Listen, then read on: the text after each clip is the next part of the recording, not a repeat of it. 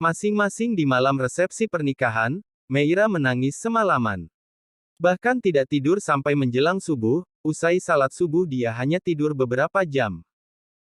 Setelahnya dia membereskan barang-barangnya dan akan segera keluar dari hotel itu, tanpa tahu di mana keberadaan suaminya. Hatinya kembali sedih saat melihat sebuah lingerie berwarna hitam yang sengaja dia bawa dan siapkan untuk menyambut kebahagiaan status baru mereka yang tidak lagi disembunyikan. Sejak Meira dinyatakan hamil, mereka tidak pernah lagi memacu gairah bersama, jujur saja Meira rindu. Tapi, kenyataan pahit justru dia dapatkan di malam yang harusnya mereka jadikan malam yang indah. Meira tidak bisa diabaikan seperti ini, Darrell yang biasanya peduli dan selalu perhatian, mendadak kembali kasar dan tidak peduli. Hatinya benar-benar sakit. Semalaman, juga Meira mencari pembelaan. Dia membaca beberapa artikel tentang sebuah keperawanan. Ternyata memang tidak semuanya mengeluarkan darah, penyebabnya ada beberapa faktor, dan Meira tidak tahu pastinya. Ibu, ucapnya saat panggilan sudah tersambung. Mei ngidam sesuatu, lirihnya. Apa itu nak? Masakan ibu, atau apa? Kamu bilang sama ibu. Suara Bu Arum di seberang sana, terdengar bersemangat, tentu saja dia akan berusaha memenuhi apa yang diidamkan anaknya, mengingat ini adalah cucu pertama. Ibu berangkat sore ini, kan? Iya, nak. Tapi belum pesan tiketnya. Mei mau ikut pulang. Hah? Yang benar aja kamu, nak. Suamimu gimana? Ditanya soal suami, jantung dan hati Meira seperti diremas-remas. Dia bahkan tidak tahu di mana lelaki itu berada. Mei ngidam naik kereta, Bu. Boleh ya. Mas Darrell pasti nggak masalah. Dia mencari-cari alasan yang masuk akal. Darrell ikut. Enggak, dia kan kerja Bu. Lah kamu kan juga kerja. Tapi Mei pingin banget, pingin pulang, naik kereta, terus di kampung lama-lama, menghirup udara segar tiap pagi di sana. Rengek Meira. Ibu nggak masalah, dan akan sangat senang kalau kamu pulang ikut ibu, tapi izin mertuamu dulu ya. Ini yang membuat Meira bingung, bagaimana dia mencari alasan untuk bicara pada bunda. Iya Bu, sahut Meira. Meira pulang ke rumah, dengan menggunakan taksi. Tanpa sudi menelpon sopir pribadi Darrell. Dia lebih memilih pulang sendiri. Menyeret sebuah koper kecil, Meira bersyukur tidak ada siapapun saat dimasuk ke dalam rumah. Dengan tenaga-tenaganya yang tersisa, dia menenteng koper dan langsung menaiki tangga menuju kamar. Tebakannya benar, tidak ada Darrell di sana. Entah di mana lelaki itu berada. Emosi memang bisa mengalahkan logika, tanpa bisa berpikir jernih dengan akal sehat, seseorang pasti akan bisa berbuat hal yang tidak disangka-sangka. Itulah yang sedang dialami Darrell saat ini. Saat Meira asyik memilih-milih pakaian yang akan dia bawa, pintu tiba-tiba terbuka terlihat sosok Darrell dengan wajah yang amat kusut. Entah dari mana lelaki itu. Sekilas, dia hanya melirik Meira lalu langsung beranjak naik ke atas ranjang, dengan posisi telungkup dia memejamkan mata. Mas, panggil Meira pelan. Tidak ada jawaban. Mas Darrell. Sekali lagi Meira memanggil, kali ini memberanikan diri untuk mendekat. Dari mana Mas? Mas tidur di mana semalam? Bukan urusanmu, sahut Darrell ketus. Aliran darah Meira seakan berdesir sangat cepat, lututnya mendadak lemas. Air di sudut matanya kembali menggenang. Dia tidak boleh cengeng, mungkin ini akibat dari pernikahan paksa tanpa cinta yang kuat. Semuanya terjawab, Darrell tidak menunjukkan tanda-tanda bahwa lelaki itu benar-benar mencintainya seperti yang dia harapkan. Apalagi, kondisi Meira yang sedang hamil, ingin disayang, dimanja, bukan diperlakukan kasar seperti ini. Perkataan Darrell semalam padanya, secara tidak langsung telah menuduhnya bahwa dia adalah wanita murahan yang suka tidur dengan sembarang lelaki. Benar-benar menyakitkan. Aku mau ikut ibu, pulang sore ini. Meira memberanikan diri berucap, semarah apapun, dia tetap akan meminta izin.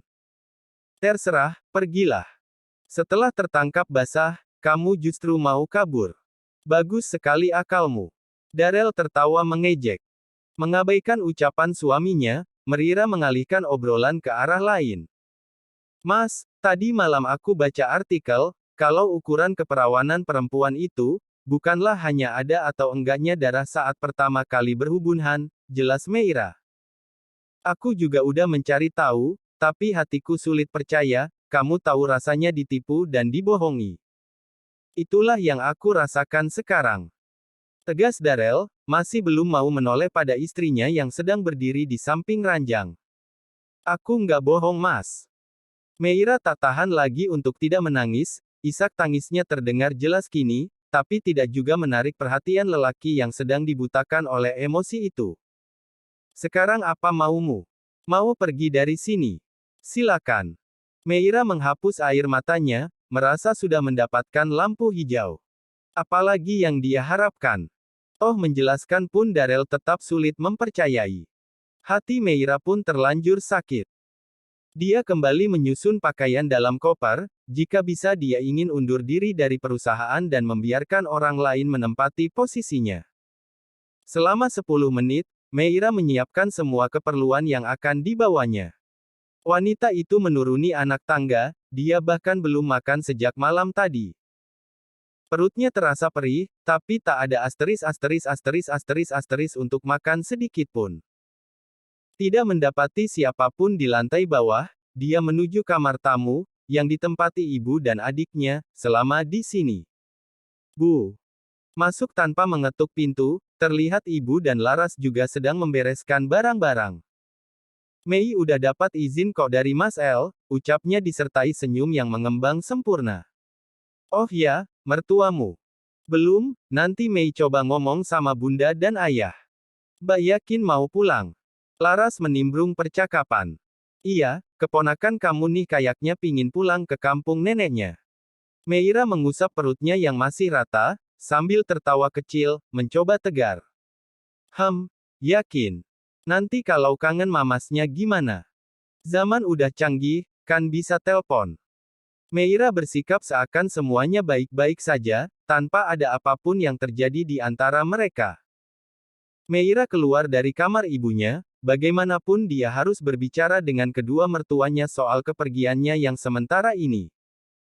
Jujur saja dia sudah merasa terusir oleh Darel, lelaki itu bahkan tidak menahan niatnya sama sekali. Apa itu artinya Darel tak lagi membutuhkannya? Tapi andai lelaki itu mulai membencinya, setidaknya Meira masih memiliki alasan untuk bertahan, yaitu janin yang sedang dikandungnya. Saat Meira hendak menuju dapur, terlihat ayah mertua yang sedang duduk di ruang keluarga, ini momen yang dia tunggu-tunggu dan terasa sangat mendebarkan. Meira tidak pernah sebelumnya berbicara secara pribadi dengan ayah mertua, kali ini dia harus nekat. Ayah. Panggilnya pelan. Ibra langsung menoleh pada sumber suara, ya Mei, ada apa?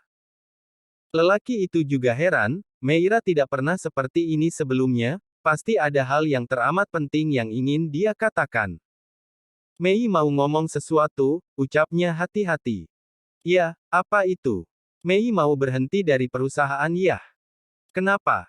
Ada yang membuatmu nggak nyaman? Ibra langsung memotong kalimat Meira, tanda dia tidak setuju. Tentu saja dia keberatan. Bukan ya, Mei mau fokus sama kehamilan.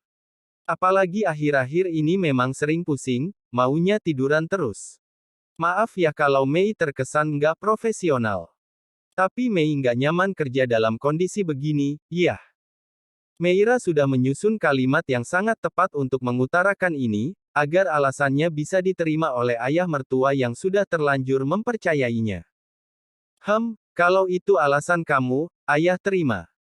Fokuslah dengan kehamilan kamu, El pasti juga akan senang dengan keputusanmu. Tapi, ayah pasti akan kesulitan mencari penggantimu. Apalagi yang akan sabar menghadapi El, jelas Ibra. Ada rasa kecewa, tapi dia tetap menghargai keputusan menantunya. Semoga mendapat pengganti yang terbaik, ya. Meira menunduk, entahlah dia tak kuasa menatap ayah mertuanya yang kali ini sudah dibohonginya. Ya, semoga. Jadi kamu resmi mau fokus jadi ibu rumah tangga aja. Meira mengangguk lagi.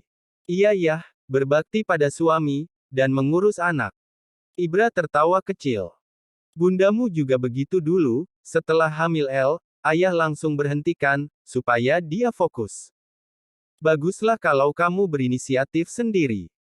Lagi ngomongin bunda, ya. Inayah muncul, baru keluar dari kamar. Iya bun, kata Meira dia ingin seperti bunda, sahut Ibra melempar pandangan ke arah Meira yang sedang tersenyum kaku. Seperti bunda. Iya, bun. Mei mau berhenti bekerja, fokus sama kehamilan. Berpura-pura memang menyakitkan, padahal Meira begitu mencintai pekerjaannya. Dia senang menjalani profesinya meski terkadang ada hal-hal sulit yang harus dia hadapi. El setuju. Meira mengangguk pelan, lagi-lagi dia merasa berdosa karena sudah membohongi kedua mertuanya. Oh ya bun, ada satu lagi yang mau Mei bilang, dia berucap masih dengan nada datar dan terkesan takut-takut. Apa itu? Mei ngidam naik kereta. Wanita itu menampilkan cengirnya, di balik luka yang dia simpan di hati tanpa ada satu orang pun yang tahu. Mau pulang ikut ibu, pingin menikmati suasana di kampung, boleh ya bun? Duh, berapa lama sayang? Inayah sebenarnya berat melepaskan.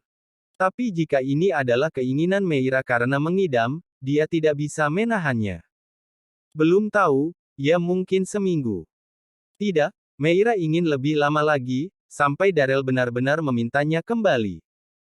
Tapi, jika lelaki itu tidak menginginkannya lagi, berarti dia takkan kembali. Sebisa mungkin Meira menahan air matanya, berpura-pura tidak terjadi apa-apa. Padahal ingin sekali dia menangis, memeluk bunda. Membohongi dua orang yang sudah sangat baik kepadanya.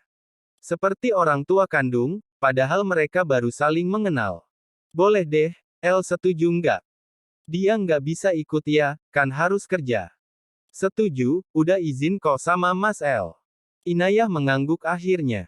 Jangan lama-lama ya, bunda khawatir. Khawatir kenapa bun? Meira di sana kan sama ibunya. Timpal Ibra. Ya khawatir aja, yah. Jadi, boleh kan bunda? Meira bertanya sekali lagi, agar tidak ada yang mengganjal di benaknya. Iya boleh deh. Oh iya, El mana ya kok nggak kelihatan dari semalam? Oh itu, Mas El tidur bun, mungkin masih capek. Inayah mengangguk, kamu di sana jaga kesehatan ya, makan makanan yang bergizi, yang sehat, jangan banyak bergerak. Kan niatnya mau istirahat. Siap bunda, tenang aja. Nanti bunda bakalan sering hubungi kamu.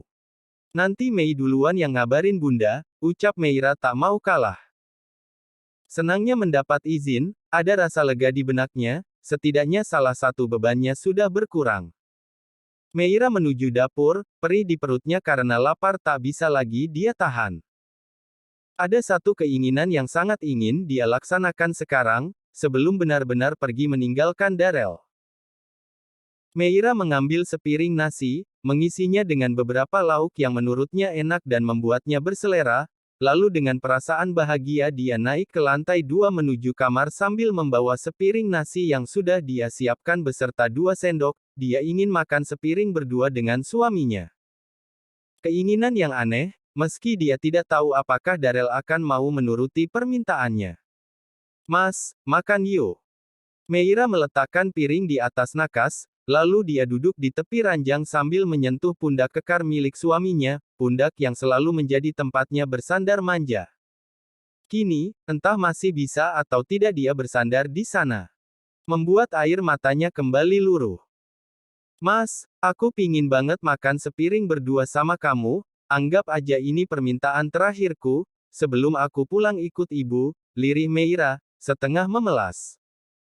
Darel memang sedang tertidur, tapi dia langsung terbangun mendengar suara istrinya. Namun sayang, dia masih cukup enggan untuk merespon Meira. Dia butuh waktu untuk bisa mengembalikan semuanya seperti semula. Diam-diam, Darel sedang bertindak dan mencari tahu tentang siapa lelaki tak dikenal yang merusak hubungannya dengan Meira saat ini, mencari tahu melalui detektif swasta yang sudah dia sewa dengan bayaran tinggi. Tidak mendapat jawaban, Meira segera menjauh dari lelaki itu, mengambil piring dan akhirnya makan sendiri dengan menahan rasa sakit hati yang sulit dia gambarkan.